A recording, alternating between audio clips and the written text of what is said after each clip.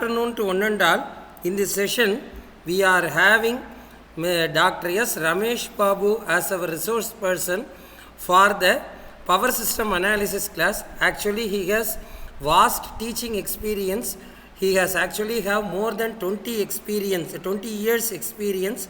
Besides, he has published several papers in Scopus Index as well as various reputed journals and presented various papers in various conferences. So, with such a high attitude person, we are going to see about certain topics in power system analysis today. So, kindly watch this session. It will be useful for you. So, sir, it is your time. You can take. Okay, sir. Okay, thank you. Thank you. Good afternoon, students. Good afternoon, students.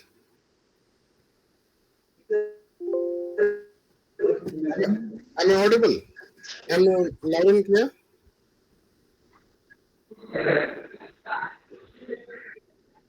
Am I audible?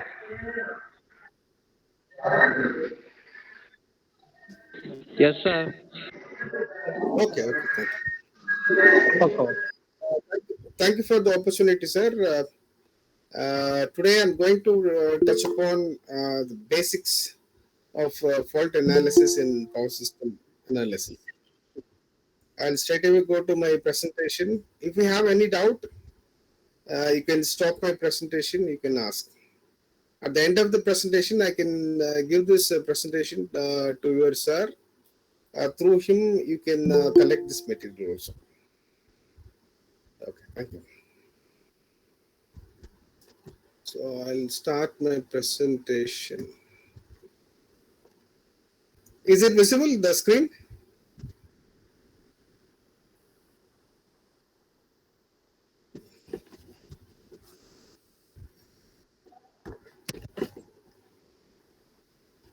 Sir, make sure, sir, they are seeing the screen properly.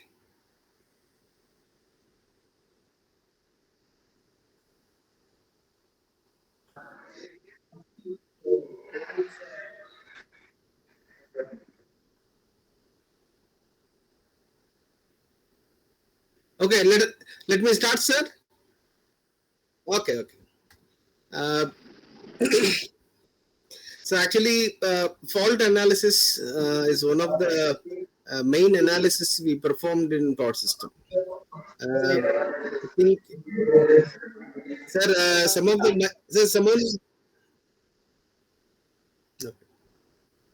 I hope you get introduced to power systems, right? In power systems, in general, in power system analysis, it's divided into 5 topics, right? In the first unit, you are discuss about how to model the power system components for different power system studies, and also you are performing the network modeling in unit 1. Okay, so you may ask what is the need for doing the power system modeling, right? If you want to do any analysis, mathematical modeling is very important.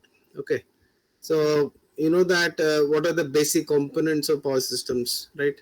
We have a generator, then we have a transformers, then we have a transmission lines, and we have a load. These are the very important and basic parameters of the any power system network. Okay, so in the mathematical modeling, we are trying to do the mathematical modeling of all these components. And network modeling is nothing but how to model your power system network, because your power system network is a very complex network. So if you want to do the mathematical modeling for a very large, complex, interconnected power system network, then we need some efficient way of doing the modeling, right? So in the unit 1, you discuss about how to formulate the Y bus and the Z bus matrix, right? That is called as a network modeling. That is nothing but finding the Y bus and the Z bus matrix. We call it as a network modeling. And in unit 2, I think you studied about load flow studies. Okay, the session may be interactive, right? If you want to ask any questions, you can ask. Otherwise, I can also ask some questions to you. Can anyone tell me, after completing the load flow analysis, what are the parameters you find? Can anyone reply to me? Or what is the need for load flow analysis?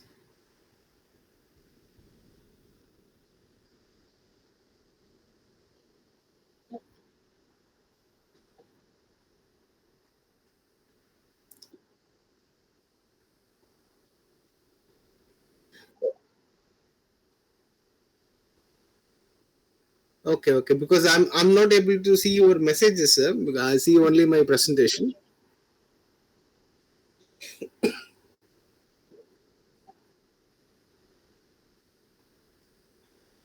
Specified voltage bus.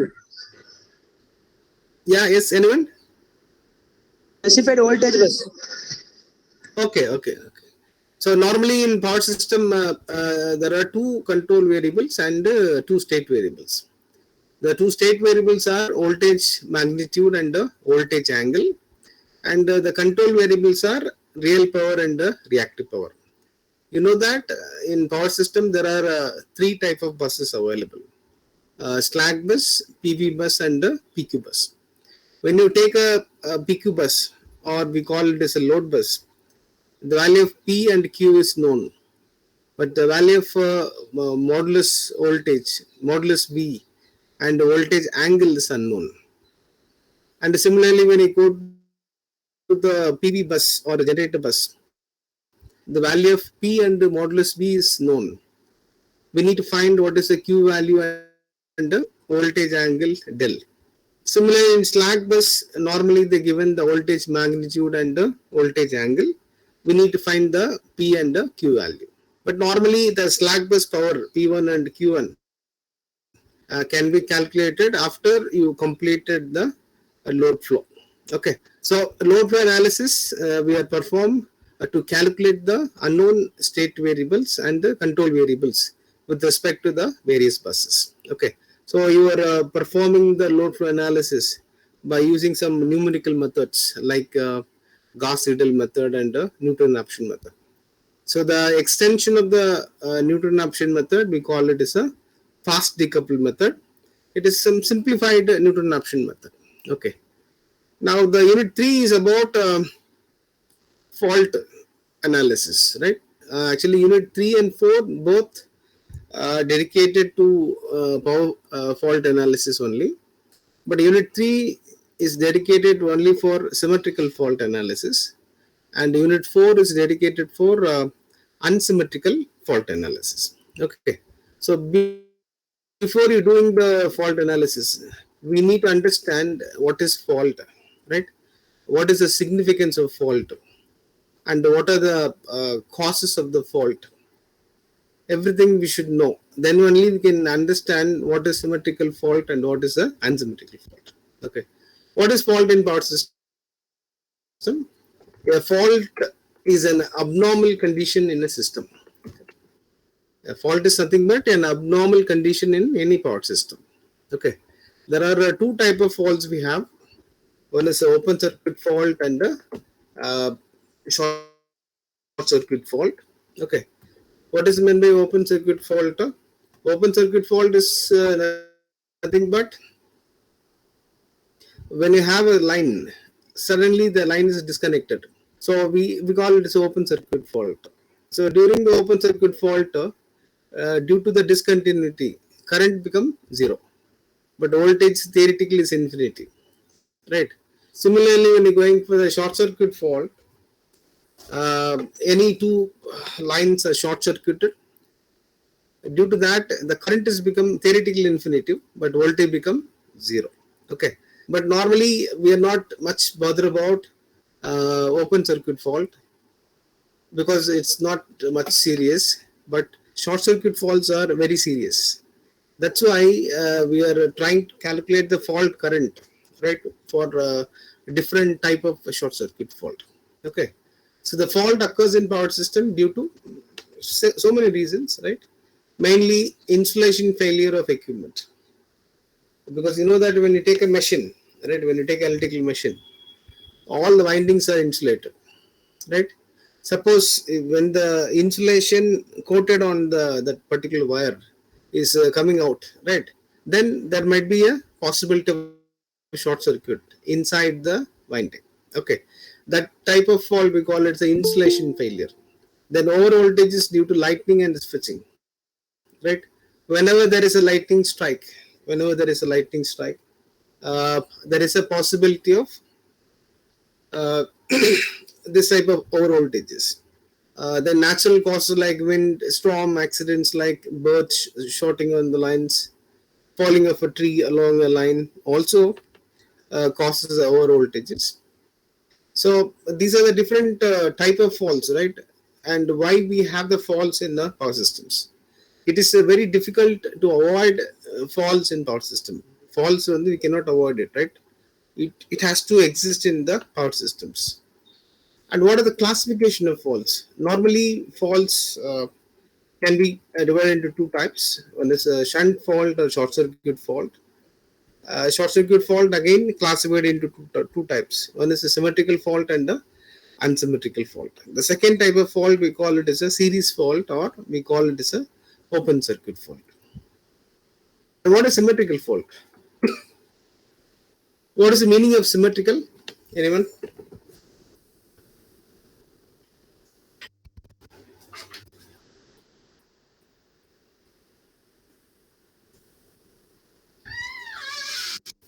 Students, anyone?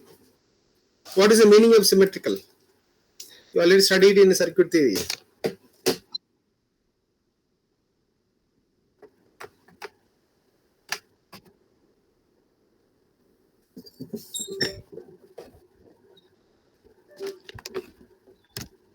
Students,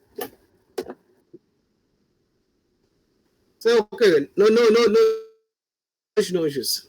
Uh, Normally, when you symmetrical is nothing but it is happening only in three-phase system. Okay, when you say the three-phase system is symmetrical, it means the magnitude of all the voltages, should be equal, and it is displaced exactly by 120 degrees. For example, this is my three-phase system. Okay, when the magnitude, this is my VR, this is my Vy, and this is my Vb. If this is the case, then magnitude of all the voltages are equal. Magnitude of all the voltages are equal. At the same time, the angle difference between any two phases is going to be 120 degrees, right? So when you have this type of voltage, I call it as a symmetrical voltage. So symmetrical fault is nothing but when you have any three-phase system, right? When there is a dead short between all the three lines and connected to the ground, the fault current, right, due to this type of fault is going to be symmetrical. It means the fault current after the fault is symmetrical. The magnitude of all the three phase currents are equal, and it is exactly displaced by 120 degrees. So this type of faults we call it as a symmetrical fault. Okay. What is unsymmetrical fault? A straightforward answer, right? When the fault current in all the three phases are not symmetrical or not equal in magnitude and displayed by 120 degree, then that type of faults we call it as a unsymmetrical faults. Okay, we call it unsymmetrical faults. You look at this. This is a typical example for symmetrical fault. Look at this. All the three phases are shorted and it's connected to the ground. So I call it as a symmetrical fault. So during the symmetrical fault, your IA plus IB plus IC equal to IN, that is equal to 0. Okay. These are the three different types of unsymmetrical faults. Single line to ground fault, line to line fault, double line to ground fault. When I look at all these faults, all the faults are happening with respect to any one phase or any two phase, not all the three phases. That's why the current in the faulted phase will be more compared to the unfaulted phase. So definitely your current is not going to be symmetrical. Current is not going to be symmetrical. So this is what our single line ground fault. Any one phase is grounded, right, due to the fault. This is line to line fault. Any two phases are short circuited.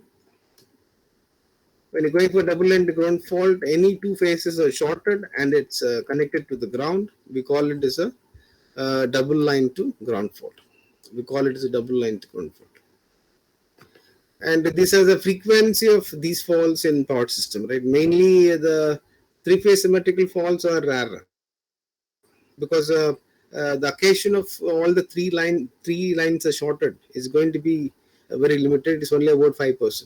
But the single line to ground fault is more frequent. Most of the short circuit faults are belongs to the single line to ground fault. What is the need for the fault analysis? So we know, right, when we perform the load flow analysis, my main objective is to find the unknown state variables and control variables. Similarly, what is need for the fault analysis?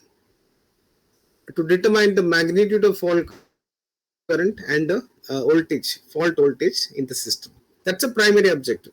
When there is a healthy system, suddenly there is a fault happening in the system, I would like to know what happened to my fault voltage, what happened to my fault current, right? That's my primary objective. And secondly, to select the ratings of the fuses, it's going to be very, very important, right? The rating of the fuses, relays, and the circuit breakers are all based on the output from the fault analysis. Because this design of protective devices like circuit breakers and relays, fuses is going to be very, very crucial in power system, right? For example, when there is a fault in the system, right? So the current in a particular line after the fault is not going to be same. So what your power system has to do is, once there is a fault, the circuit breaker and relay, right, wait for at least 3 to 4 cycles. So we have to clear the fault before 5 cycles. Suppose if you are failed to clear the fault before 5 cycles, then the circuit breaker will open the circuit. But that should not happen. So the design of this relays, circuit breakers, the information for this design, it should be coming from the fault analysis. And it is also useful for relay coordination, right? Relay setting, relay coordination, and to check the MVA rating of the existing circuit breaker when a new generators are added into the system, right? That's another need for doing the fault analysis, and to design the grounding system properly. The grounding design is very, very crucial, right, when you go into the power systems, because whenever there is a fault, the fault current is straight away go into the ground. If you have not designed the ground properly with the proper impedance, then there is a return. Okay. What is the consequences of short circuit? The magnitude of fault current is several times higher than the normal operating current, that you know. It causes a thermal damage to the equipment, right? Because when the current is more, definitely that leads to the overheating. Overheating will damage the equipment, that we call it as a thermal damage, and mechanical damage to the windings, because heavy current will flow into the winding. The flux or magnetic flux produced by the winding will also more, right? That leads to the mechanical damage of the winding. And the faulty section must be removed from service as soon as possible, 3 to 5 cycles. Okay. So before we want to perform the short circuit analysis, we need to do some assumptions, right? Without assumptions, we cannot derive anything in power system, because real power system is a dynamic one. Each and every minute, every second, the load change, voltage change, angle change, everything will change. With this changing dynamic condition, we cannot do analysis. So what we trying to understand is, we trying to make some assumption, and we trying to get some output. Okay. So we're assuming that each synchronous machine is modeled as a constant voltage source behind reactance. Okay. The reactance value depends upon the different periods. So you already studied in machines too, right? What is xt double dash, what is xt dash, and what is xt? Xt double dash, we call it as a subtransient reactance. Xt dash is a transient reactance, and xt we call it as a steady state reactance. We call it a steady state reactance. And we're always assuming that the pre-fault bus voltage is equal to 1 angle 0. It means for all the fault analysis, I took the voltage just before the fault is 1 angle 0. But normally, when you go to the real time power system, the value is not 1 angle 0. Can anyone tell me what is this value when you're going for a real time power system? In real power system analysis, right? And for real system, practical system, I want to do the fault analysis. What is the value of this voltage and where it is coming from? Anyone? Any assumption? You already got introduced in unit 2. I'm not audible, first of all. Hello? Yeah, yeah. Okay, okay. So this voltage is coming from load flow analysis, right? Normally in practical conditions, before run the short circuit analysis, you have to run the load flow analysis first of all. After run the load flow analysis, you know what is the voltage in all the buses. That voltages has to be used for the fault analysis. But here, for time being, we are assuming it is equal to 1 angle 0. Okay. Then the shunt elements in the transformer model that accounts for the magnetizing current and core losses are neglected. Pre-fault load current also neglected. The shunt capacitance of the transmission lines are ignored, and all series resistance of generators are neglected. Right. So these are the basic assumptions we made before start doing the short circuit analysis. Okay. So actually, this is what happened, right, during the faulted condition. So this is a healthy phase. Normally, when you have a healthy phase, right, this is a healthy phase, right? When there is a fault, right, what happens? The short circuit current is immediately increased to the very huge value. Immediately increases to the very huge value. Okay. So it will be existing for few cycles. After that, it enter into the what you call the transient period. After the transient period is over, then the current is settled down to the steady state value. Okay. Why we have this? Because xt double dash, xt dash, and xt is not going to be same. It is a different for different conditions. Normally, the subtransient period, this period existing only for first few cycles, right? For transient period is existing for next 30 cycles. Steady state period and after the transient period is over, right? So these are the different components of your xt double dash, xt dash, and xt. I think you are familiar with this reactances in machines 2. This is your leakage reactance.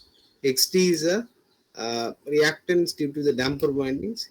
This is reactance due to the field winding. Xa is nothing but reactance compensating your armature reaction. Okay. So in subtransient period, all the reactants are available, right? When you go into the transient period, we have only leakage reactance, XF, and XA value. And when you're going to steady state conditions, we have only XL and XA, right? Okay. Now let us go into the fault analysis. So I told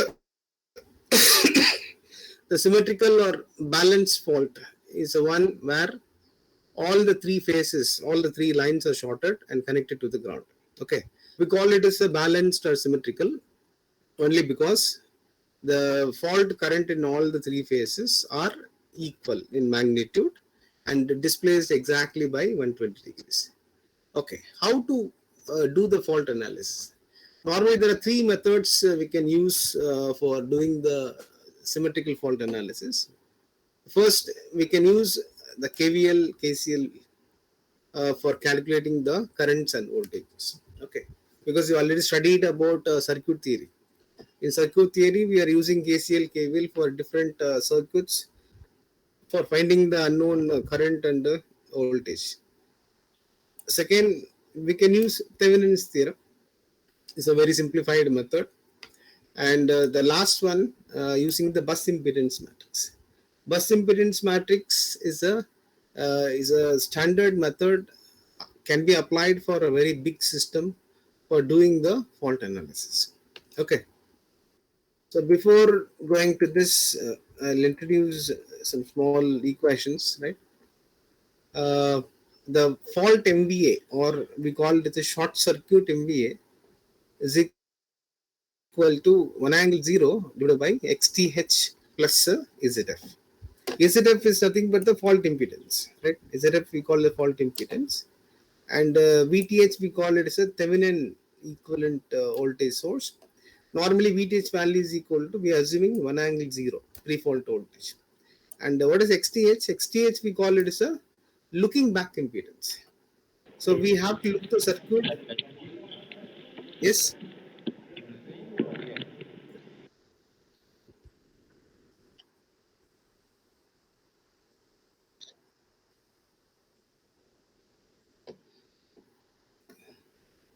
Okay. XT, sir சொல்லுங்க sir.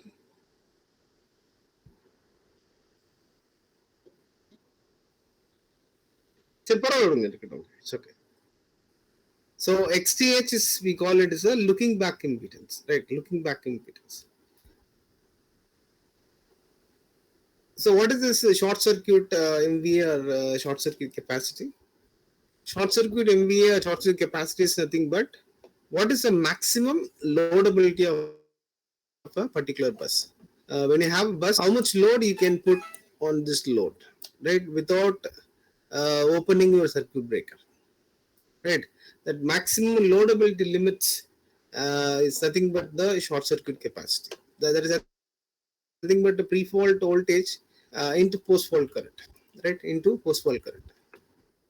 What is the procedure to be applied for short circuit analysis using Thevenin's theorem? Actually, solving the problem by using KCL and KVL is not preferred because it's very complex.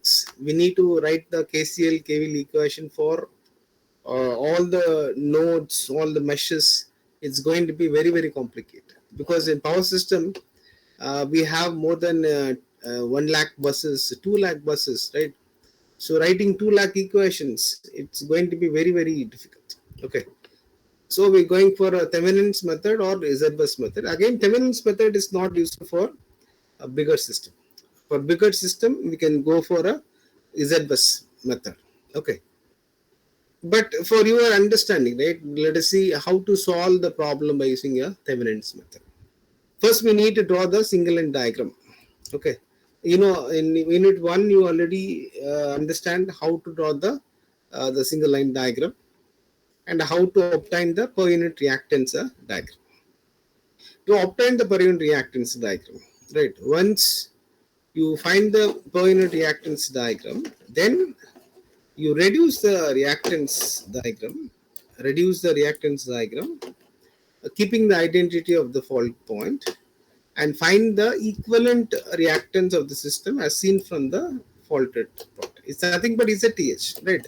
If you want to find ZTH, we have to view the circuit from the point where the fault is happening, right? That is why we call it as a looking back impedance, ZTH. Okay. So this is called as a Thevenin's. Then you find your fault current and fault MVA and other things. Very simple. Okay. So once you draw the Thevenin equivalent circuit, and from that I can find what is the fault current. IF is equal to VTH divided by XTH plus ZF. Okay. And similarly, I can also find what is my fault MVA or short circuit capacity. I'll take the simple problem, right? Then I'll slowly moving on. So I'll stick to the point. Okay. So the figure shows, I'll show the figure right here. Look at this, right? Here I have two generators. This is generator 1, generator 2. The given the rating of this generator 1 as well as generator 2. And the two generators connected to two transformers. Transformer T1, T2.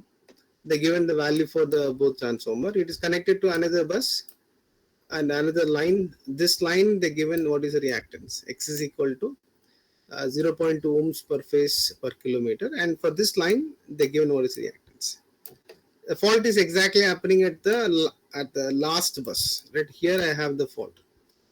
What is first step we need to do? First, we need to obtain the per unit reactance diagram for this particular problem. Okay. So I'll start from generator 1 is a reference. Generator 1 reference of MVA base new is equal to 100 MVA. Okay. I'll take generator 1 as a reference. Bro, KV base new is equal to 11. Okay. So you know that how to find the base voltages, right? First, we need to fix the MVA base new, which is common for all. Then you find what is the KV base new, starting from the new reference point. Okay.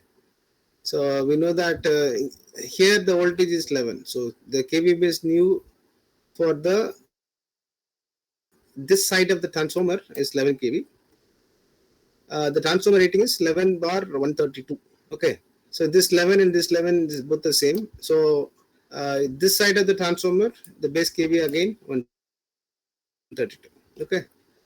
When it is a different, then we need to use some other things. Okay. So again, this is the base voltage 11 kV for both generators and 132 kV for the line, right? The line and the faulted point. So I know that the values are given in per unit, right, or percentage. We need to use the change of base equation. So this is my change of base equation. First of all, I will find what is my reactance for both the generators. Students, are you able to follow this? The same thing we studied in unit 1. Guys, students, Irkingla. Per unit problem.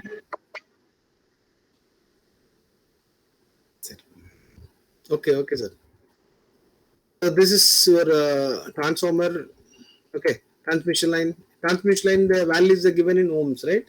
So when we need to use the actual equation. Actual by base value is equal to per unit value. Okay.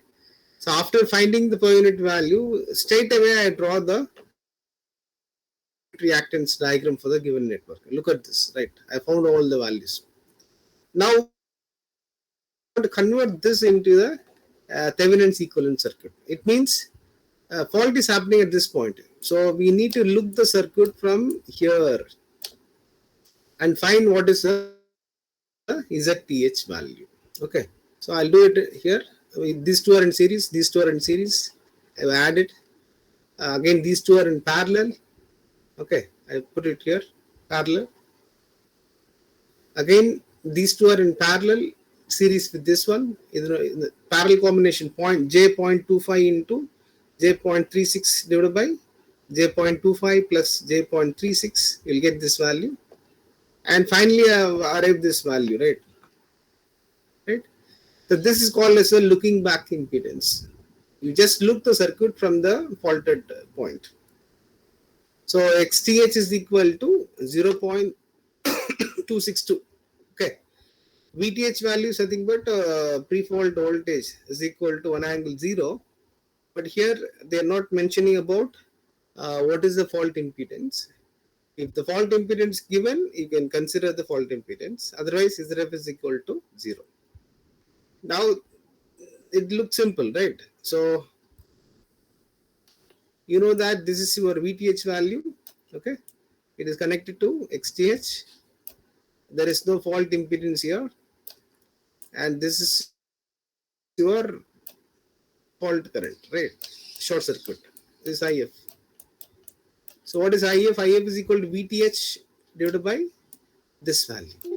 If I'll substitute one angle 0 by j 0.262, it become minus j 3.81. So IF is equal to 3.81 angle minus 90 degrees. Similarly, you can find what is a fault MVA or short circuit capacity, that is VTH square by XTH. Okay, but these values are in per unit. If you want to convert that into actuals, right? So you need to multiply the per unit value per unit current by base current. So IB is equal to MVA base divided by root 3 times KV base. Okay, so I'll found I base equal to this value, and this is your fault current and short circuit capacity in amperes and MVA base, MVA value respectively. Right? Are you able to understand this problem? How to solve the problem by using Thevenin's method?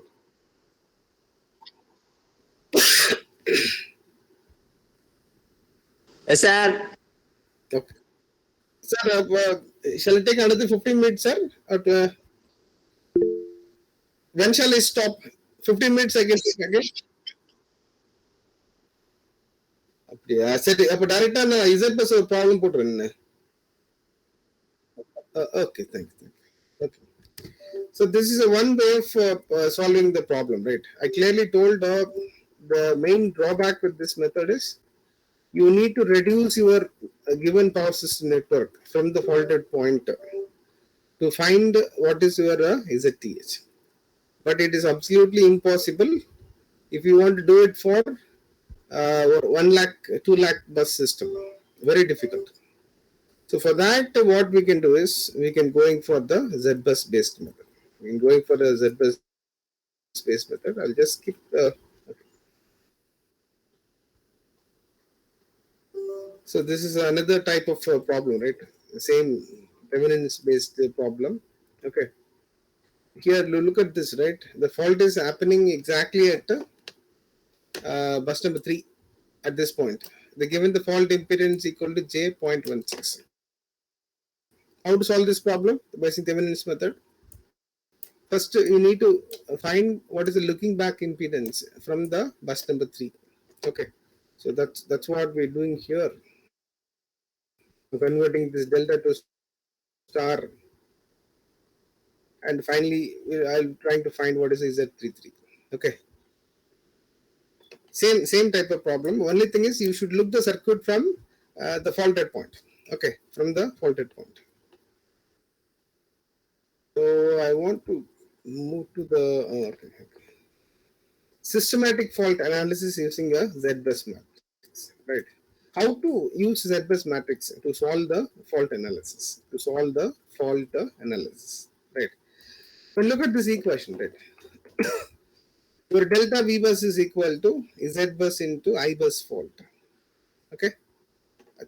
And V bus fault is equal to V bus 0 plus Z bus into I bus of fault, okay? So it's clear the bus voltages, bus currents can be represented in terms of Z bus. If we're able to find what is the Z bus, right, then I can able to find what is my fault current, what is my fault voltage, and what is the line flows after the fault. Okay. What is the difference between the Z bus and Y bus? You already formulate a Y bus matrix, right? Y bus is a sparse matrix. Y bus is sparse matrix. What it means sparse matrix? It means the most of the elements of the matrix become zero if it is not connected. Okay, that's why Y bus matrix is a sparse matrix. But unlike the Y bus matrix, your Z bus matrix is a full matrix. It means all the elements are has some value, right? There is no zero element in the Z bus. That's why for the fault analysis, we are prefer Z bus matrix, and for load flow analysis, we are prefer Y bus matrix. Okay, I cannot do the fault analysis with the Y bus matrix, because some element becomes zero. I cannot find what is the bus voltage at the particular bus. Okay. But the formation of Z-bus matrix, actually we have two methods. The very simple method is not simple method. The very complex method is taking an inverse of Y-bus matrix. You know how to formulate the Y-bus matrix. Okay. After finding the Y-bus matrix, if you take the inverse of the Y-bus matrix, I can find what is the Z-bus. What is the drawback in it, actually? Y-bus matrix will have more zero elements, right? Taking inverse of the sparse matrix is going to be a very, very difficult task. That's why taking an inverse of Y-bus matrix for finding the uh, Z-bus matrix is not a correct choice. So we're going for another method. Call it as a bus impedance matrix. We call it as a bus impedance matrix. What is bus impedance matrix? When you consider this, it has three buses: bus number 1, bus number 2, bus number 3, and all these buses are connected impedances. Okay. Normally, what we can do is from this network, I can draw my graph. Graph is the one which connects all the nodes, right? According to the given, this is a graph. Look at this. This is zero. Ground means zero, right? So I'll put a zero here. 0 and 1 is connected. 0 and 2 is connected. 1 and 2 is connected. 1 and 3 is connected. Then 2 and 3 is connected. Okay. And from this graph, we have to draw the tree. What is tree? Tree is nothing but it is a type of graph which connects all the nodes, but without making any closed path. For example, look at this, right? In this problem, I'll connect 0 and 1. Okay? 1 and 3 is connected, and 0 and 2 is connected. It is a tree. Correct? This is a tree. It's connected like this, it's connected like this, like that. This is one type of tree.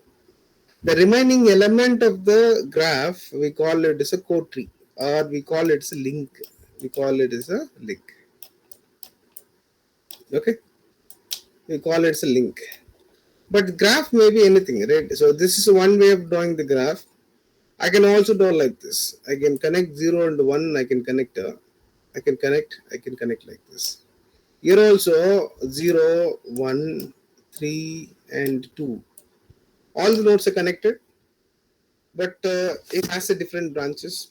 Or you can also move like this, right? I can also draw from here to here, here to here, here to here. This is also a tree. Okay, but understand the tree is one. It is connecting all the nodes without making a closed path. We call it as a tree. Link is the one. When you connect the link, it makes a closed path. That is called as a link. Then the tree one, we call it as the branches, right? Then it's a link. Okay. So this is very important to understand, right? How to formulate the Z-bus matrix by using the building algorithm. I'll just go through the simplified, right? Okay. Actually, there are 4 rules we need to follow to build the Z-bus matrix. First one is addition of a tree branch to the reference. For example, this is my tree. Okay, as you know, this is my tree. This is 0 and this is 1. Okay, this is 2 and this is 3. Okay, first I'll trying to connect this branch. I name it as a 1. Right, it is connected between what? It is connected between already 0, right, and 1. So it is nothing but connecting a new node 1 to the reference node 0. So whenever you do it, what happens? Whenever you add a new row, any branch, right? A new row and column is added. For example, already we have a matrix, right, of order m plus 1 of order of order m. After adding the new node, the size will be increased by m plus 1 cross m plus 1. M is nothing but what is the old order, but after adding a new node to the reference node, a new row and column is added. But what happens after adding the new row, a new row and new column is added, but the off diagonal elements are 0. We have only the diagonal elements. That value is nothing but what is the impedance of the particular branch, right? ZQ naught, right? So this is the first rule. Adding a new node to the reference node, right? But this is a tree. This is a tree. Now consider the another case. So I am connecting bus number same network, right? This is 0, right? And this is 1. This is 2. Let us take. When I add 1 and 2, already we have added 1, right?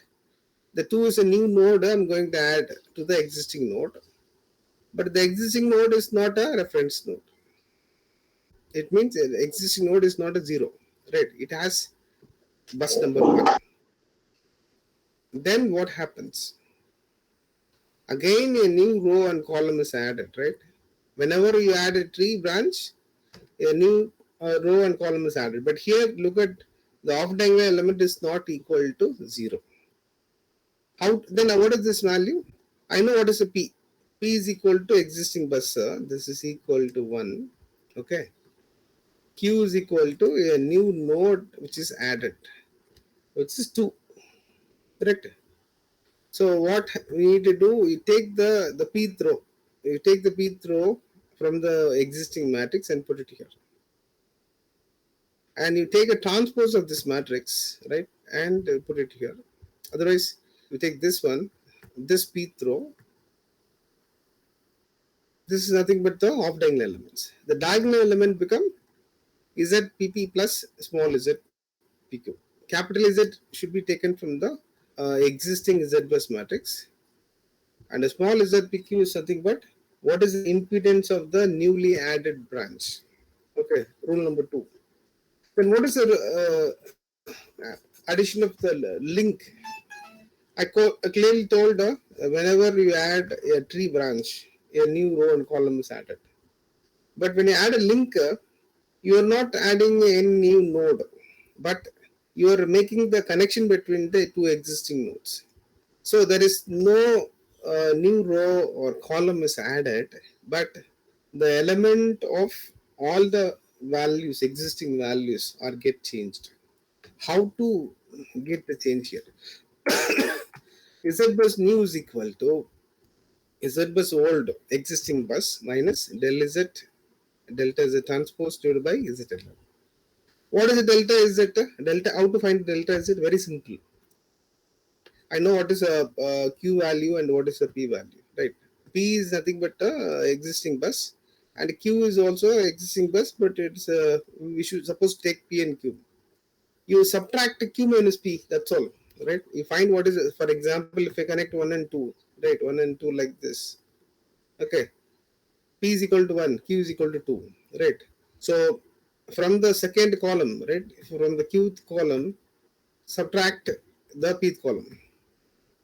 That's all. Then you'll get this one.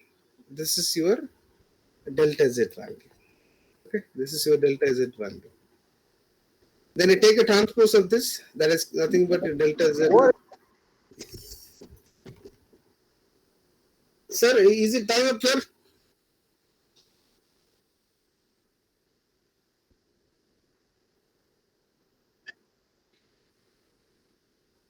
Sure. I'll complete.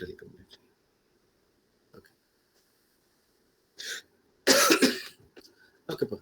Then ZLL is nothing but this equation. You should remember this equation, right? No need to remember all those equations, right?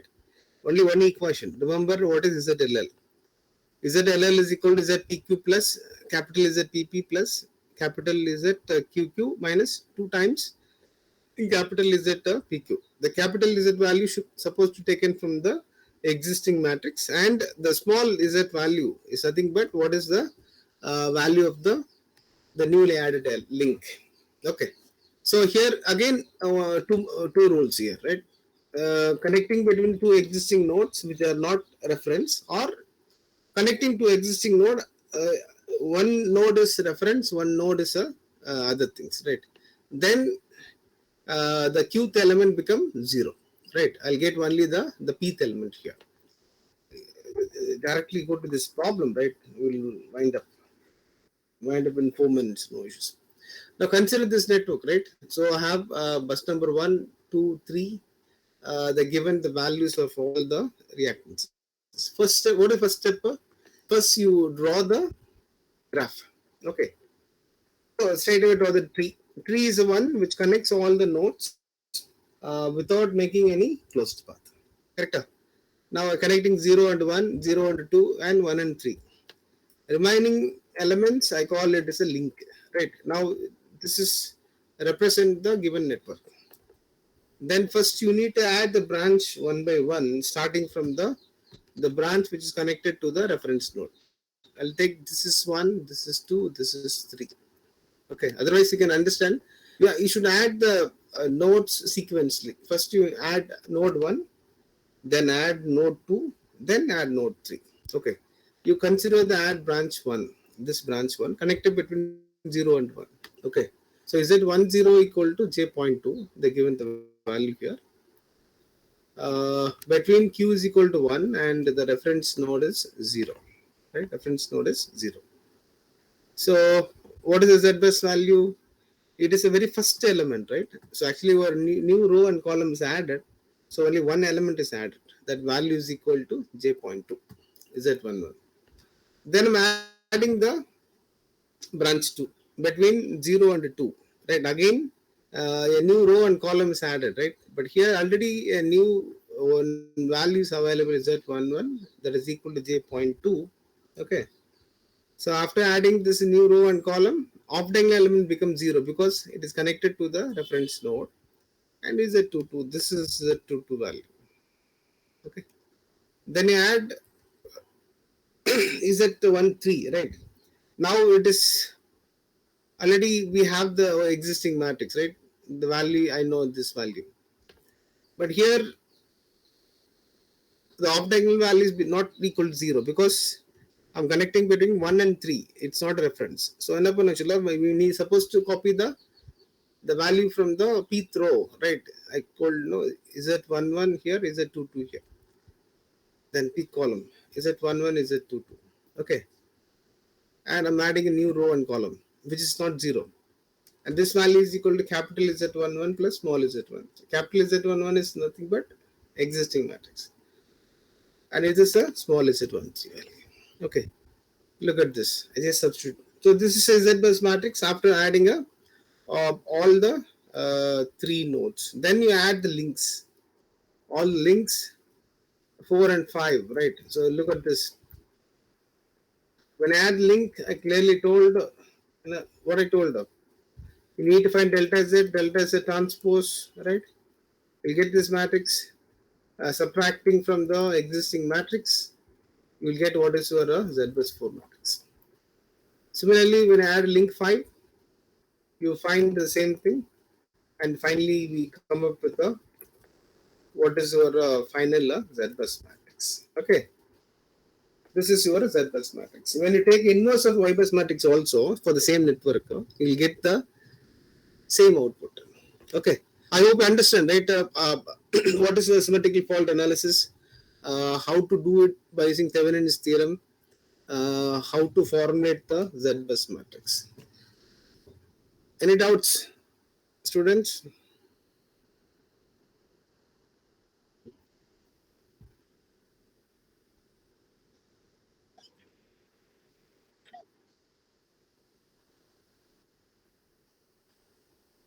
Otherwise, no issues, right? Whenever you have doubt, you can get the number from your sir. You can call me, I can help you, right? Or just WhatsApp me. Okay, thank you. Thank you. Thank you, sir.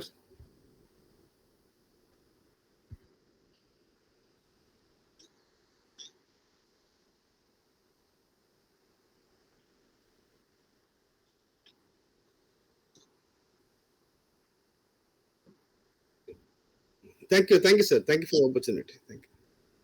Happy weekend. Thank you. Thank you, students.